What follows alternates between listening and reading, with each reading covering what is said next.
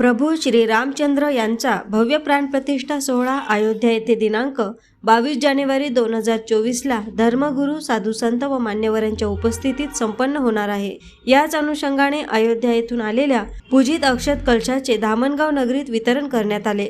याच पार्श्वभूमीवर अयोध्या येथून श्री राम मंदिर ट्रस्टकडून आलेल्या पूजित अक्षत कलश नुकतेच धामणगाव येथील महाराष्ट्र स्वयंसेवक संघाच्या जिल्हा कार्यालय सेवा स्मृती भवन येथे वितरित करण्यात आले।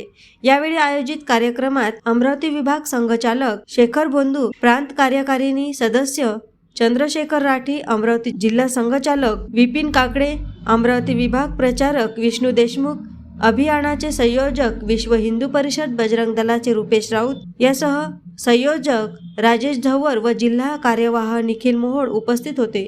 येणाऱ्या 1 जानेवारीपासून तर 15 जानेवारी 2024 पर्यंत अक्षत निमंत्रण अभियान संपूर्ण देशभरात संघ, विहिप, बजरंग दल व अनेक संघटना, समाजातील सज्जन शक्ती अशा सर्वच मिळून करणार आहेत। गेल्या 550 वर्षांपासूनच सुरू असलेला हा संघर्ष आणि आता प्रत्यक्ष प्रभू श्री रामचंद्र यांचे उभे होत असलेले मंदिर व रामलला यांची होणारी भव्य प्राणप्रतिष्ठा सोहळा यांची संपूर्ण राम भक्तांना उत्कंठा लागलेली आहे, असे विचार या प्रसंगी शेखर बोंधू यांनी व्यक्त केले।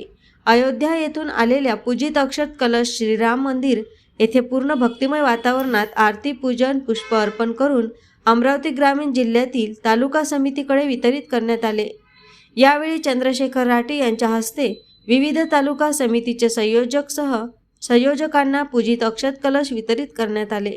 या मंगलमय प्रसंगी लोणी, भातकुली, आष्टी, वलगाव, चांदूर रेल्वे, धामणगाव रेल्वे, तिवसा, मोर्शी इत्यादी तालुक्यातून मोठ्या संख्येने श्रीराम भक्त उपस्थित होते। AS न्यूज महाराष्ट्रकरिता धामणगाव रेल्वे येथून प्रतिनिधी संतोष वाघमारे।